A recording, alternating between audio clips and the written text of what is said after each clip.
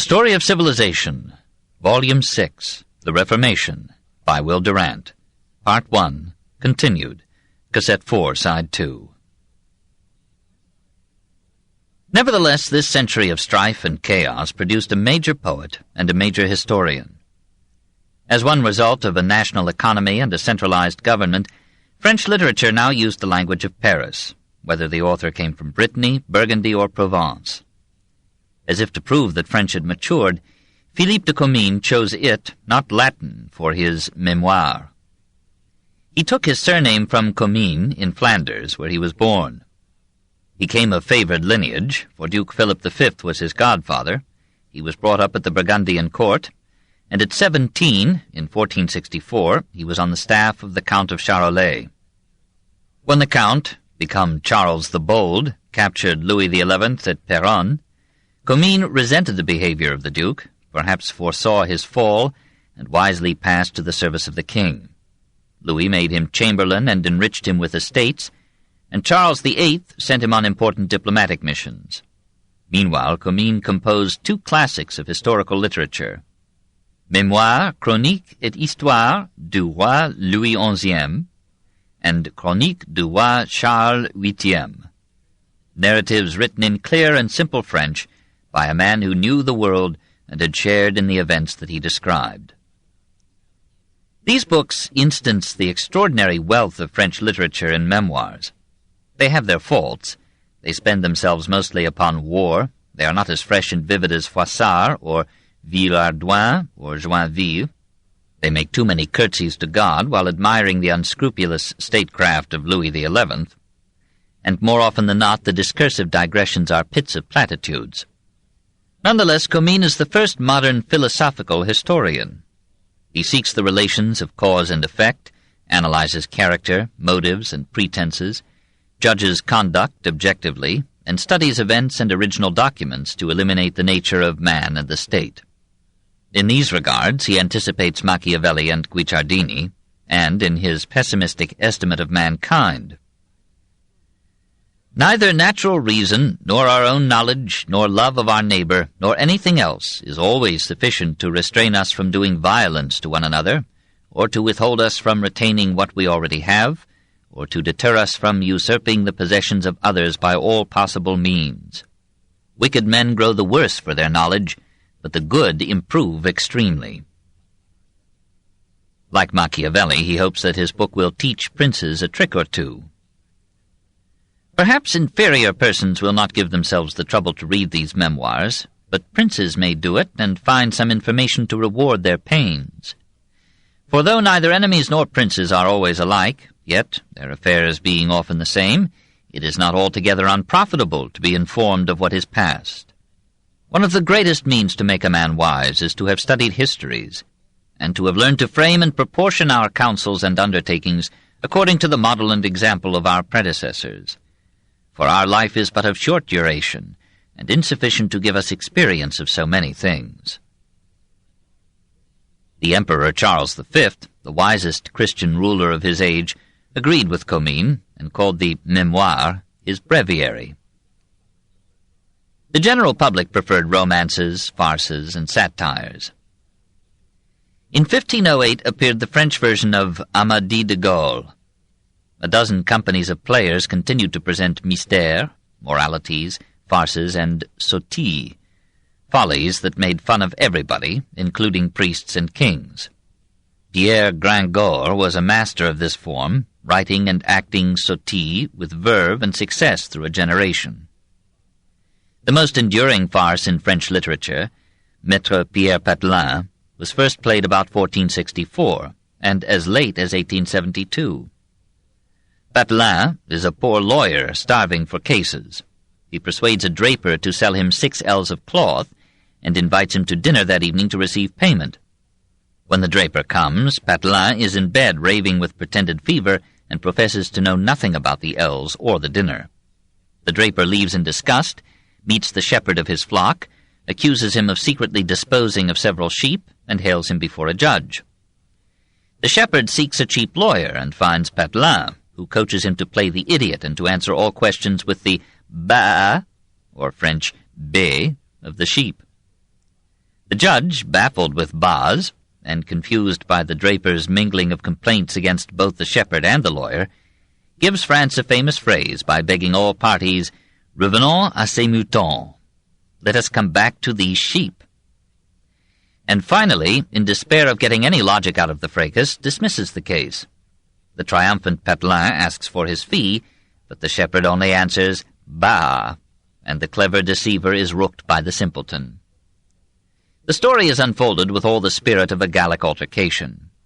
Rabelais may have remembered Patelin when he conceived Panurge, and Molière reincarnated Gringoire and the unknown author of this play. The one unforgettable figure in the French literature of the 15th century is François Villon. He lied, stole, cheated, fornicated, and killed like the kings and nobles of his time, but with more rhyme and reason. He was so poor that he could not call even his name his own. Born François de Montcorbier in 1431, reared in plague and misery in Paris, and adopted by a kindly priest, Guillaume de Villon, he took his foster father's name, disgraced it, and gave it immortality.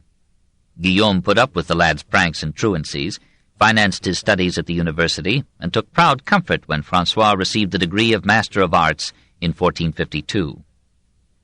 For 3 years thereafter, Guillaume provided him with bed and board in the cloisters of Saint-Benoît, waiting for the master to mature. It must have saddened the hearts of Guillaume and François' mother to see him turning from piety to poetry, from theology to burglary. Paris was rich in rakes, trulls, quacks, sneak thieves, beggars, bullies, procurers, and drunks, and the reckless youth made friends in almost every category. For a while he served as a pimp. Perhaps he had received too much of religion and found the cloister cloying. It is especially difficult for a clergyman's son to enjoy the 10 Commandments. On June 5, 1455, a priest, Philippe Chamois, started a quarrel with him, says François, and cut his lip with a knife, whereupon Villon gashed him so deeply in the groin that within the week Philippe was dead. A hero among his comrades, an outlaw hunted by the police, the poet fled from Paris and for almost a year hid in the countryside. He returned shrunk and wan, sharp of features and dry of skin, keeping an eye out for the gendarmes, picking a lock or a pocket now and then, and hungering for food and love. He became enamored of a bourgeois lass, who bore with him till she could find a better cavalier, who beat him. He loved her the more, but commemorated her as Mademoiselle au nez tortue, my lady of the twisted nose. About this time, 1456, he composed Le Petit Testament, the shorter of his poetic wills, for he had many debts and injuries to repay, and could never tell when he might close his life with a noose. He scolds his love for the parsimony of her flesh, sends his hose to Robert Vallet to clothe his mistress more decently, and bequeaths to Pernay Marchand 3 sheaves of straw or hay upon the naked floor to lay, and so the amorous game to play. He devises to his barber the ends and clippings of my hair, and leaves his heart, piteous, pale, and numb and dead, to her who had so dourly banished me her sight.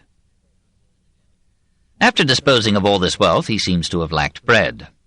On Christmas Eve, 1456, he joined 3 others in robbing the College of Navarre of some 500 crowns, or about $12,500.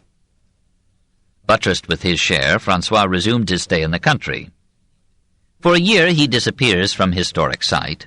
Then, in the winter of 1457, we find him among the poets entertained at Blois by Charles of Orléans. Villon took part in a poetic tournament there, and must have pleased, for Charles kept him through some weeks as his guest, and replenished the youth's leaking purse. Then some prank or quarrel cooled their friendship, and François returned to the road, versifying an apology.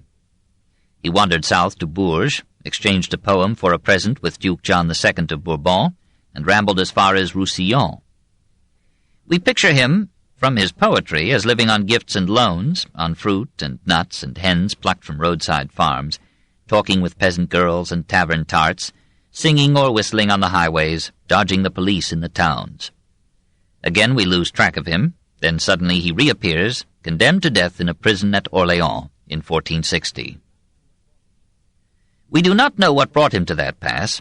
We know only that in July of that year, Marie of Orleans, daughter of the poet Duke, made a formal entry into the city, and that Charles celebrated the occasion with a general amnesty to prisoners. Villon emerged from death to life in an ecstasy of joy. Soon hungry, he stole again, was caught, and, his previous escapades being held against him, was thrown into a dark and dripping dungeon in the village of Meun-sur-Loire, near Orleans. 4 months he lived there with rats and toads, biting his scarred lip, and vowing vengeance on a world that punished thieves and let poets starve. But not all the world was unkind. Louis XI, passing through Orleans, declared another amnesty, and Villon, told that he was free, danced a fandango on his prison straw.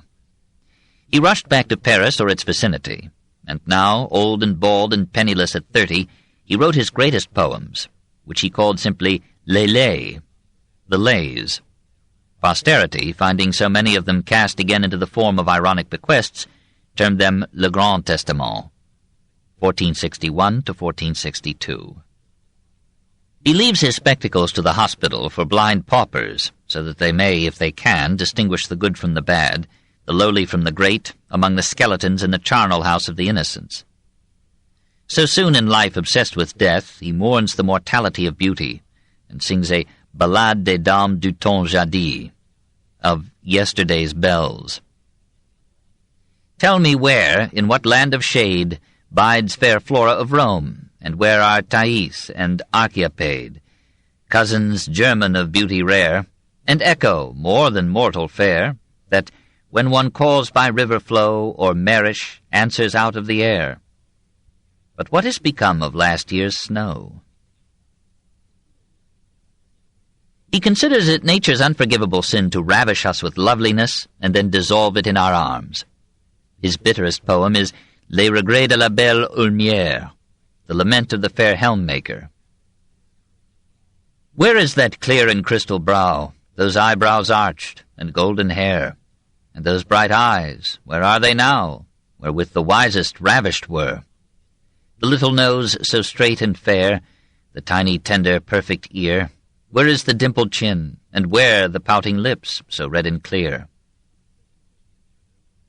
The description proceeds from lure to lure, omitting none, and then, in plaintive litany, each charm decays. The breasts all shriveled up and gone, the haunches like the paps withdrawn, the thighs no longer like to thighs, withered and mottled all like brawn. Which here, alas, means sausages. And so, no longer loving love or life, Villon bequeaths himself to the dust. Item, my body I ordain unto the earth, our grandmother. Thereof the worms will have small gain. Hunger hath worn it many a year. He leaves his books gratefully to his foster father, and as a parting gift to his old mother he composes for her a humble ballad to the Virgin. He asks mercy of all but those who imprisoned him, of monks and nuns, mummers and chanters, lackeys and gallants, wantons who all their charms display, brawlers and jugglers and tumblers gay, clowns with their apes and carpets spread, gentle and simple, living and dead, I cry folk mercy one and all. So, here is ended, both great and small, poor Villon's testament. When he is dead, come, I pray you, to his funeral, whilst the bell tinkles overhead. Prince, that art gentle as a yearling gled, hear what he did with his latest sigh. He drank a long draught of the vine juice red, when as he felt his end draw nigh. Despite these wills and farewells, he could not so soon turn down the cup of life. In 1462 he went back to Guillaume de Villon and the cloisters, and his mother rejoiced. But the law had not forgotten him. The College of Navarre had him arrested, and consented to his liberation only on condition that he repay it his share of the loot of 6 years back, 40 crowns a year for 3 years. On the night of his release, he had the ill luck to be with 2 of his old crime-mates when they started a drunken brawl in which a priest was stabbed. Apparently Villon had no blame in the matter. He withdrew to his room and prayed for peace. Nevertheless, he was again arrested. He was tortured by having water forced down his throat to the bursting point, and then, to his astonishment, he was condemned to be hanged. For several weeks he lay in close confinement, hoping and despairing. and now, expecting death for himself and his companions, he indited a pitiful farewell to the world. Men, brother men, that after us yet live, let not your hearts too hard against us be. For if some pity of us poor men ye give, the sooner God shall take of you pity. Here we 5 or 6 strung up, you see, and here the flesh, that all too well was fed, bit by bit eaten and rotten, rent and shred, and we the bones grow dust and ash withal. Let no man laugh at us discomforted, but pray to God that he forgive us all. The rain has washed and laundered us all 5, and the sun dried and blackened. Yea, purdy ravens and pies with beaks that rend and rive have dug our eyes out and plucked off for fee our beards and eyebrows. Never we are free, not once to rest. But here and there still sped, drive at its wild will by the wind's change led, more pecked of birds than fruits on garden wall. Men, for God's love, let no jibe here be said, but pray to God that he forgive us all. Not yet quite hopeless, Villon persuaded his jailer to take a message to his foster-father and to convey to the court of the Parlement an appeal from a sentence so clearly unjust. Guillaume de Villon, who could forgive 70 times 7, once more interceded for the poet, who must have had some virtues to be so undiscourageably loved. On January 3, 1463, the court, say its record, ordered that the sentence preceding be annulled, and having regard to the bad character of the said Villon, that he be banished for 10 years from the town and Viscounty of Paris. Francois thanked the court in a joyful ballad, and asked for 3 days' grace to provide for my journey and bid my folk adieu. It was granted, and presumably he now saw his foster-father and his mother for the last time. He packed his bundle, grasped the bottle of wine and the purse that good Guillaume gave him, received the old man's benediction, and marched out of Paris and history. We hear nothing of him more. He was a thief, but a melodious thief, and the world has need of melody. He could be brutally coarse, as in the Ballade de la Grosse Margot, and he flung obscene epithets at women who fell short of his desires, and he was impishly frank in anatomical details. All this we can forgive for the sins that were committed against his sins, and the ever-resurgent tenderness of his spirit, and the wistful music of his verse. He paid the penalty for what he was, and left us the only reward. Chapter 5. England in the 15th century, 1399 to 1509. 1. Kings. Henry IV, having reached the throne, found himself challenged by revolt. In Wales, Owen Glendower overthrew the English domination for a moment, from 1401 to 1408, but the future Henry V, now Prince of Wales, overcame him with dashing strategy, and Owen Glendower, after leading a hunted life for 8 years in Welsh fastnesses and crags, died a few hours after receiving full pardon from his gallant conqueror. Synchronizing his rebellion with Glendower's, Henry Percy, Earl of Northumberland, led some nobles of the north into an uprising against a king unable to keep all the promises he had made to them for their aid in deposing Richard II. The Earl's reckless son Harry Hotspur, unwarrantably lovable in Shakespeare, led a hesitant and inadequate force against the king at Shrewsbury in 1403. There the youth died in foolish heroism. Henry IV fought manfully in the front ranks, and his gay, wastrel son, Prince Hal, displayed the bravery that would win Agincourt in France. These and other troubles left Henry little time or zest for statesmanship. His revenues limped behind his expenditures. He quarreled tactlessly with Parliament, and ended his reign amid fiscal chaos and the personal tribulations of leprosy, prolapse of the rectum, and venereal disease. He departed to God, says Holinshead, in the year of his age 46, in great perplexity and little pleasure. In tradition and Shakespeare, Henry V had lived a free and frolicsome youth, and had even conspired to seize the throne from a father incapacitated by illness, but tenacious of power. Contemporary chroniclers merely hint at his revels, but assure us that after his accession he was changed into another man, studying to be honest, grave, and modest. He who had romped with topers and tarts now dedicated himself to leading a united Christendom against the advancing Turks, adding, however, that he must first conquer France. He accomplished his proximate aim with astonishing speed, and for a precarious moment an English king sat on the throne of France. German princes sent him homage and thought of making him emperor. He rivaled Caesar briefly in the planning of campaigns, the provisioning of his armies, the affection of his troops, and in exposing himself in all battles and weathers. Suddenly, still a youth of 35, he died of fever at Bois de Vincennes in 1422. His death saved France and almost ruined England. His popularity might have persuaded the taxpayers to rescue the government from bankruptcy, but his son Henry VI was, at accession, only 9 months old, and a disgraceful sequence of corrupt regents and inept generals sank the treasury into irredeemable debt. The new ruler never rose to royal stature. He was a delicate and studious neurasthenic who loved religion and books and shuddered at the thought of war. The English mourned that they had lost a king and won a saint. In 1452, imitating Charles VI of France, Henry VI went mad. A year later, his ministers signed a peace acknowledging England's defeat in the 100 Years' War. Richard, Duke of York, governed for 2 years as protector. In a cloudy, lucid interval, Henry dismissed him in 1454. The angry duke claimed the throne through descent from Edward III.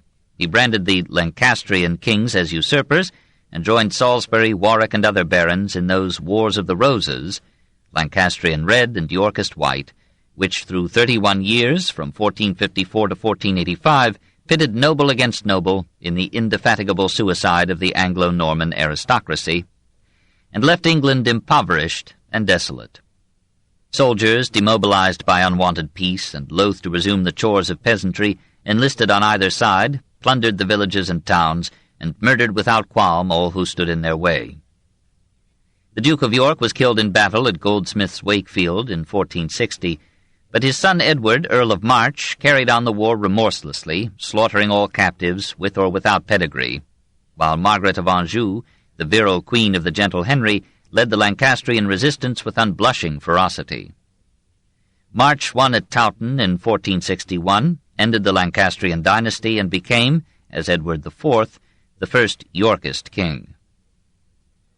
But the man who really ruled England for the next 6 years was Richard Neville, Earl of Warwick. Head of a rich and numerous clan, possessed of a dominating and yet engaging personality, as subtle in statesmanship as he was brilliant in war, Warwick the Kingmaker had fathered the victory at Towton and had raised Edward to the throne.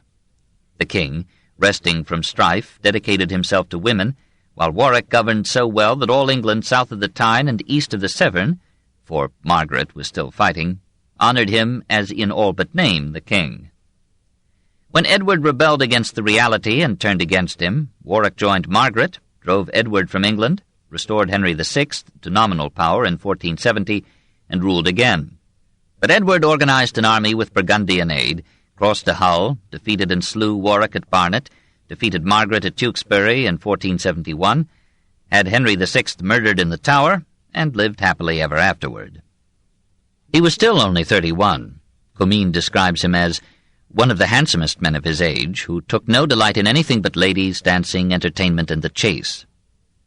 He replenished his treasury by confiscating the estates of the Nevilles, and by accepting from Louis XI, as bribes to peace, 125,000 crowns and a promise of 50,000 more per year. So eased, he could ignore a parliament whose only use to him would have been to vote him funds. Feeling himself secure, he surrendered himself again to luxury and indolence, wore himself out lovingly, grew fat and jolly, and died at 41 in the amplitude of his person and his power. This in 1483. He left 2 sons, the 12-year-old Edward V and Richard, Duke of York, aged 9. Their uncle Richard, Duke of Gloucester, had for the past 6 years served the state as chief minister, and with such industry, piety, and skill that when he made himself regent, England accepted him without protest, despite his ill-featured limbs, crooked back, hard-favored visage, and left shoulder much higher than his right. Whether through the intoxication of power, or just suspicion of conspiracies to unseat him, Richard imprisoned several notables and executed one. On July 6, 1483, he had himself crowned as Richard III, and on July 15th, the 2 young princes were murdered in the Tower, no one knows by whom. Once again the nobility rose in revolt, this time led by Henry Tudor, Earl of Richmond. When When their modest forces met the king's far larger army on Bosworth Field in 1485, most of Richard's soldiers refused to fight, and, lacking both a kingdom and a horse, he died in a desperate charge. The Yorkist dynasty ended. The Earl of Richmond, as Henry VII, began the Tudor line that would close with Elizabeth. Under the blows of necessity, Henry developed the virtues and vices that seemed to him demanded by his place. Holbein pictured him in a Whitehall fresco, tall, slender, beardless, pensive, humane, hardly revealing the subtle, secret calculation, the cold, stern pride, the flexible but patiently obdurate will that brought England from its destitute disintegration under the 6th Henry to its wealth and concentrated power under the 8th. He loved the felicity of full coffers, says Bacon, because he knew their persuasiveness in politics. He taxed the nation ingeniously, bled the rich with benevolences or forced gifts, made avid use of fines to feed his treasury and discourage crime, and winked as judges fitted the fine not to the offense, but to the purse. He was the first English king since 1216 who kept his expenses within his income, and his charities and generosities mitigated his parsimony. He devoted himself conscientiously to administration, and skimped his pleasures to complete his toil. His life was darkened with perennial suspicion, not without cause. He trusted no one, concealed his purposes, and by fair means or dubious he achieved his ends. He established the Court of Star Chamber to try, in secret sessions, obstreperous nobles too powerful to fear local judges or juries. And year by year he brought the ruined aristocracy and the frightened prelacy into subordination to the monarchy. Strong individuals resented the decline of liberty and the desuetude of Parliament, but peasants forgave much in a king who disciplined their lords, and manufacturers and merchants thanked him for his wise promotion of industry and trade. He had found in England in feudal anarchy a government too poor and disreputable to win obedience or loyalty. He left to Henry VIII a state respected, orderly, solvent, united, and at peace. 2. The growth of English wealth. Apparently nothing had been gained by the Great Revolt of 1381. Many servile dues were still exacted, and as late as 1537 the House of Lords rejected a bill for the final manumission of all serfs. The enclosure of commons was accelerated. Thousands of displaced serfs became propertyless proletarians in the towns. The sheep, said Thomas More, were eating up the peasantry. In some ways the movement was good. Lands approaching exhaustion were re-nitrogenated by the grazing sheep, and by 1500 only 1% of the population were serfs. A class of yeomen grew, tilling their own land, and gradually giving to the English commoner the sturdy, independent character that would later forge the Commonwealth and build an unwritten constitution of unprecedented liberty. Feudalism became unprofitable as industry and commerce spread into a national and money economy bound up with foreign trade. When the serf produced for his lord, he had scant motive for expansion or enterprise. When the free peasant and the merchant could sell their product in the open market, the lust for gain quickened the economic pulse of the nation. The villages sent more food to the towns produced more goods to pay for it, and the exchange of surpluses overflowed the old municipal limits and guild restrictions to cover England and reach out beyond the sea. Some guilds became merchant companies, licensed by the king to sell English products abroad. Whereas in the 14th century most English trade had been carried in Italian vessels, the British now built their own ships and sent them into the North Sea, the coastal Atlantic, and the Mediterranean. The Genoese and Hanseatic merchants resented these newcomers and fought them with embargoes and piracy. But Henry VII, convinced that the development of England required foreign trade, took English shipping under governmental protection and arranged with other nations commercial agreements that established maritime order and peace. By 1500, the merchant adventurers of England ruled the trade of the North Sea. With an eye to commerce with China and Japan, the far-seeing king commissioned the Italian navigator Giovanni Caboto, then living in Bristol as John Cabot, to seek a northern passage across the Atlantic, this in 1497. Cabot had to be content with discovering Newfoundland, and in a second voyage in 1498 exploring the coast from Labrador to Delaware. He died in that year, and his son Sebastian passed into the service of Spain. Probably neither the sailor nor his king realized that these expeditions inaugurated British imperialism, and opened to English trade and colonists, a region that would in time be England's strength and salvation. Meanwhile, protective tariffs nourished national industry. Economic order reduced the rate of interest sometimes to as low as 5%, and governmental decrees rigorously regulated wages and the conditions of labor. A statute of Henry VII in 1495 ruled that every artificer and laborer be at his work between the midst of the month of March and the midst of the month of September before 5 o'clock in the morning, and that he have but half an hour for his breakfast, and an hour and a half for his midday dinner, at such time as he hath season for sleep, and that he depart not from work till between 7 and 8 of the clock in the evening, and that from the midst of September to the midst of March every artificer and laborer be at their work in the springing of the day, and depart not till night, and that they sleep not by day. However, the worker rested and drank on Sundays, and on 24 additional holidays in the year. Fair prices were set by the state for many commodities, and we hear of arrests for exceeding these figures. Real wages in relation to prices were apparently higher in the late 15th century than in the early 19th. The revolts of English labor in this age stressed political rights as well as economic wrongs. Semi-communistic propaganda continued in almost every year, and working men were repeatedly reminded that you be made of the same mold and metal that the gentles be made of. Why then should they sport and play, and you labor and toil? Why should they have so much of the prosperity and treasure of this world, and ye so little? Riots against enclosures of common lands were numerous, and there were periodic conflicts between merchants and artisans, but we hear too of agitations for municipal democracy, for the representation of labor in Parliament, and for a reduction of taxes. In June 1450, a large and disciplined force of peasants and town labourers marched upon London and camped at Blackheath. Their leader, Jack Cade, presented their grievances in an orderly document. All the common people, what for taxes and tallages and other oppressions, might not live by their handiwork and husbandry. The statute of labourers should be repealed, and a new ministry should be formed. The government accused Cade of advocating communism. The troops of Henry VI and the retainers of certain nobles met the rebel army at Sevenoaks on June 18, 1450. To the surprise of all, the rebels won and poured into London.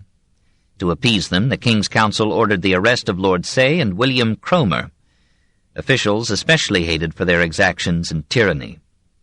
On July 4th, they were surrendered to the mob that besieged the Tower. They were tried by the rebels, refused to plead, and were beheaded. According to Holinshead, the two heads were raised on spikes and carried through the streets in joyous procession. Every now and then their mouths were knocked together in a bloody kiss. The Archbishop of Canterbury and the Bishop of Winchester negotiated a peace, granting some demands and offering amnesty. The rebels agreed and dispersed.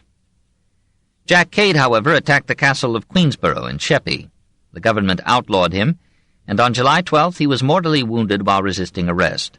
8 accomplices were condemned to death. The rest were pardoned by the king, to the great rejoicing of all his subjects. 3. Morals and Manners. The Venetian ambassador, about 1500, reported to his government, "The English are, for the most part, both men and women, of all ages, handsome and well-proportioned.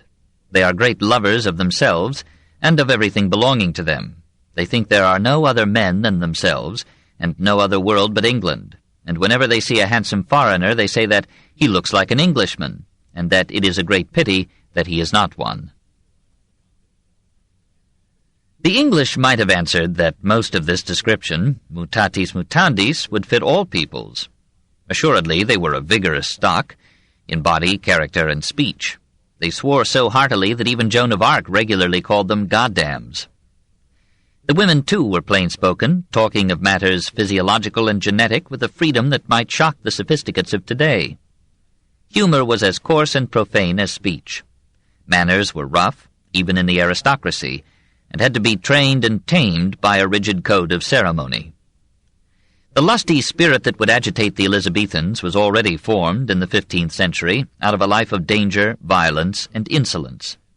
Every man had to be his own policeman, ready to meet blow with blow and, at need, kill with a steady stomach. These same powerful animals could be generous, chivalrous, and, on occasion, even tender.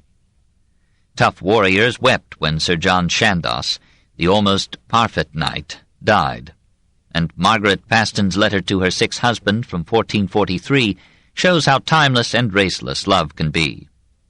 We should add, however, that this same lady almost broke the head of her daughter for refusing to marry the parental choice. Girls were brought up in protective demureness and modesty, for men were beasts of prey, and virginity was an economic asset in the marital mart. Marriage was an incident in the transfer of property. Girls could legally marry at 12, boys at 14, even without their parents' consent. But in the upper classes, to accelerate property transactions, betrothals were arranged by the parents soon after the children reached the age of 7. Since love marriages were exceptional and divorce was forbidden, adultery was popular, especially in the aristocracy. "There reigned abundantly," says Holinshead, "the filthy sin of lechery and fornication, with abominable adulteries, especially in the king." Edward IV, after sampling many loves, chose Jane Shore as his favorite concubine. She served him with wanton fidelity and proved a kind friend at court to many a petitioner. When Edward died, Richard III, possibly to parade his brother's vices and disguise his own, forced her to march through London streets in the white robe of a public penitent. She lived to a destitute old age, despised and rejected by those whom she had helped. Never in known history had Englishmen, now so law-abiding, been so lawless. 100 years of war had made men brutal and reckless. Nobles returning from France continued to fight in England and employed demobilized soldiers in their feuds. Aristocrats shared with tradesmen a greed for money that overrode all morality. Petty thefts were innumerable. Merchants sold shoddy goods and used false weights. At one time, frauds in the quality and quantity of exports almost ruined England's foreign trade. Commerce on the seas was spiced with piracy. Bribery was almost universal. Judges could scarcely judge without gifts. Juries were paid to be friendly to plaintiff or defendant or both. Tax collectors were greased to let exemptions slip readily from their palms. Recruiting officers, like Shakespeare's Falstaff, could be induced to overlook a town. An English army invading France was bought off by the enemy. Men were as mad for money then as now, and poets like Chaucer, having denounced greed, practiced it. The moral structure of society might have collapsed had not its foundations been mortised in the simple life of common men and women, who, while their betters plotted the wars and mischief of the time, maintained the home and carried on the race. All classes except merchants and proletaires lived in the country for as much of the year as they might. Castles, being no longer defensible since the development of cannon, were slowly evolving into manor houses. Brick replaced stone, but modest houses were still built of wood and mud. The central hall, once used for all purposes, lost its old size and splendor, and shrank into a vestibule opening into a larger living room, some small rooms, and a draught chamber, or withdrawing room for intimate converse. Tapestries hung on rich men's walls, and windows, sometimes of stained glass, brightened the once dark interior. The smoke of the hearth, which formerly had escaped through window, door, and roof, was now gathered into a chimney, and a massive fireplace dignified the living room. Ceilings might be timbered, floors might be tiled. Carpets were still rare. If we may trust the literary rather than accurate Erasmus, almost all the floors are of clay and rushes from the marshes, so carelessly renewed that the foundation sometimes remains for 20 years, harboring there below spittle and vomit and wine of dogs and men, beer, remnants of fishes, and other filth unnameable. Hence, with the change of weather, a vapor exhales which in my judgment is far from wholesome. Beds were sumptuous with carving, flowered coverlet and canopy. The dining table in comfortable homes was a giant masterpiece of carved walnut or oak. Near it, or in the hall, stood a cupboard, sideboard, or dresser, where a table plate was dressed, that is, arranged for display or ornament. The parlor, a room for talking, was preferred for meals. To save oil, the main meals were taken in daylight. Dinner at 10 in the morning, supper at 5 in the afternoon. Men wore their hats at table to keep their long hair from getting into the food. Forks were reserved for special purposes like serving salad or toasting cheese. Their English use in the modern manner first appears in 1463. The knife was supplied by the guest, who carried it in a short sheath attached to his girdle. Etiquette required that food should be brought to the mouth with the fingers. As handkerchiefs were not in use till the middle of the 16th century, men were requested to blow their noses with the hand that held the knife, rather than that which conveyed the food. Napkins were unknown, and diners were warned not to clean their teeth on the tablecloth. Meals were heavy. The ordinary dinner of a man of rank included 15 or 20 dishes. Great lords kept great tables, feeding 100 retainers, visitors, and servants daily. Warwick the kingmaker used 6 oxen a day for his table, and sometimes fed 500 guests. Meat was the national food. Vegetables were scarce or shunned. Beer and ale were the national drinks. Wine was not as plentiful or popular as in France or Italy, but a gallon of beer per day was the usual allowance per person, even for nuns. The English, said Sir John Fortescue, circa 1470, drink no water unless at certain times upon religious score or by way of doing penance. Dress was splendid in the aristocracy. Simple men wore a plain gown or hood or a short tunic, convenient for work. Moneyed men liked furred and feathered hats, flowered robes, or fancy jackets bulging at the sleeves, and tight high hose, which, Chaucer's parson complained, shone the horrible swollen members that seemeth hernia, and eke the buttocks as it were the hinder part of a she-ape in the full of the moon. Chaucer himself, when a page, had a flaming costume with one hose red and the other black. The long pointed shoes of the 14th century disappeared in the 15th, and shoes became rounded or broad at the toe. As for the outrageous array of women, God wot that though the visages of some of them seem full chaste and debonair, yet notify they, by the horrible disordinate scantiness of their dress, their licorousness, or lecherousness, and pride. However, the pictures that have come down to us show the alluring sex tightly encased in a plethora of garments from ears to feet. Amusements ranged from checkers and chess, backgammon and dice, to fishing and hunting, archery and jousts. This book is continued on Cassette 5, Side 1.